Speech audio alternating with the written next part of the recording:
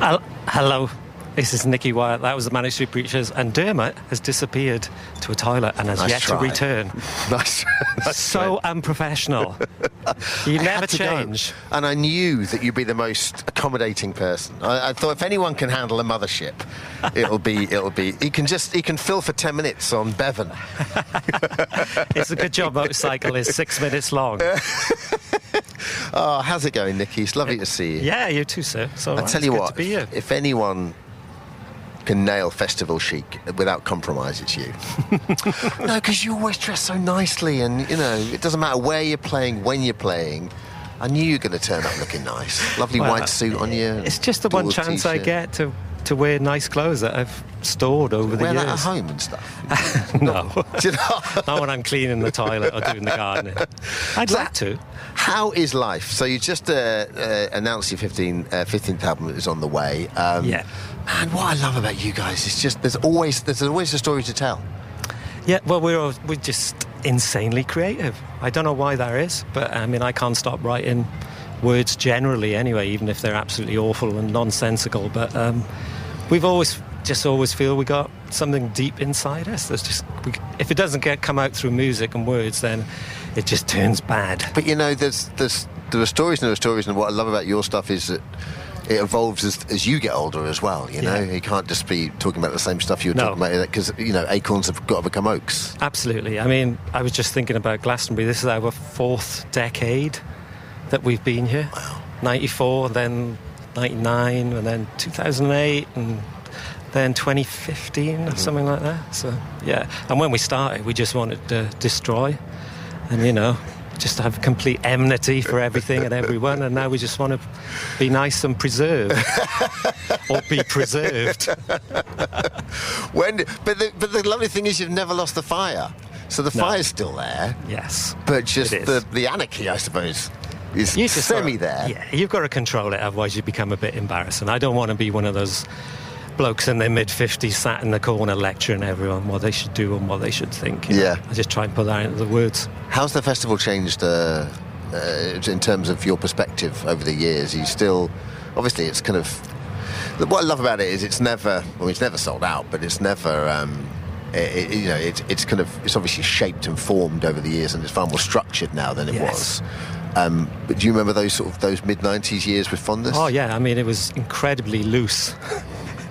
I didn't have to queue 2 hours for security in 1994. Yeah. Straight in, straight out. Well, chased out. I mean, that could be your next album title. There we go. Straight in, chased out. But, it's kept this soul, and, it's just, like I said, when you're young, you think it's all about you, and then you get older and you realise it's all about the festival itself and the crowd. Yeah. That's just a natural way of things. Have you enjoyed it? Have you had a good relationship with festivals as a whole over the years? Because what I love about going to see you is you're going on a journey in one of your gigs, and your songs are going to take me to places, huge moments in my life. Are you when you play festivals? Are you let's play the hits? Oh, there is an element of that. We're not going to do a kind of a new interpretation of Motorcycle Emptiness or anything like that. Yeah. But we do. The first time we played here was the only time we played with Richey. So whenever we come back, we always slip a few Holy Bible songs in, because it just kind of gives us a nice little feeling. Yeah, absolutely. And a bit of a thrill as well. But yeah, I mean, we start with Motorcycle Emptiness, we end with Tolerate, and we got Design for Life in the middle. So it's not, I'm booked. I'm in. Other stage tonight at 6:45. Are you going to take any other acts in? Are you when you're here? Are you in and out with you guys, or do you like to stick around? It depends on the year, to be honest. I mean, I did catch a bit of Steve Jones and Billy Idol punking it up, which was quite refreshing to see. Actually, old geezers giving it some. I'm a huge Lana Del Rey fan, so I'm just debating whether I stay past my bedtime or go home and see the kids. What is it about Lana you love? I mean, I'm with you. I think she's incredible. She's just got I think aesthetics are such an important thing in music. If you find your aesthetic and you stick to it and you develop it, and her wordplay, the way she kind of has this lyrical flow. Because when I listen to music, I listen to words first. Most people listen to music, but she just draws you into a world which I can't really do anything other than imagine what it's like. That's lovely. It's interesting. You sort of forget your relationship with James, Sean, in that there is a kind of Elton Bernie thing going on there, isn't there? In that, you know, so will you think? Are you thinking of music when you're writing words? As I've got older, I am. At the start, me and Richey didn't think of that at all. It was just automatic write-in, phrases, slogans, you know, anything that was quite jarring as well. But certainly as I've grown, I've realised that you write in certain rhythms and your syntax has to fit.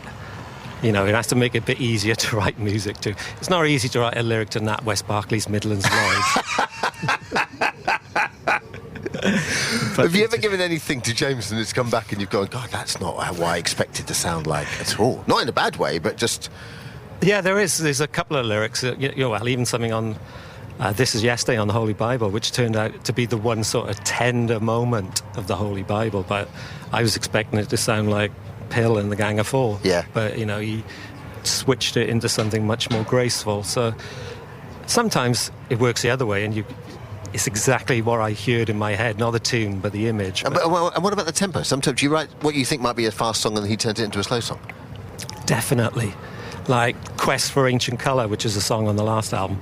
I thought that was going to be a real pacey kind of, I don't know what, but it turned out to be this really graceful, stately kind of, almost a ballad, you know. So that's always the joy of working with James after all these years. Yeah, isn't that great?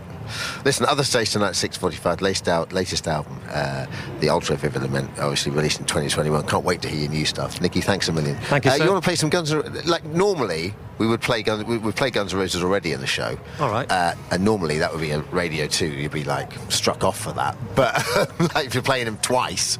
But because you're here and you've asked for it, we'll play some Guns N' Roses. We had a huge row back in the day of whether we were going to be McCarthy or, like, a Marxist indie band, or Guns N' Roses.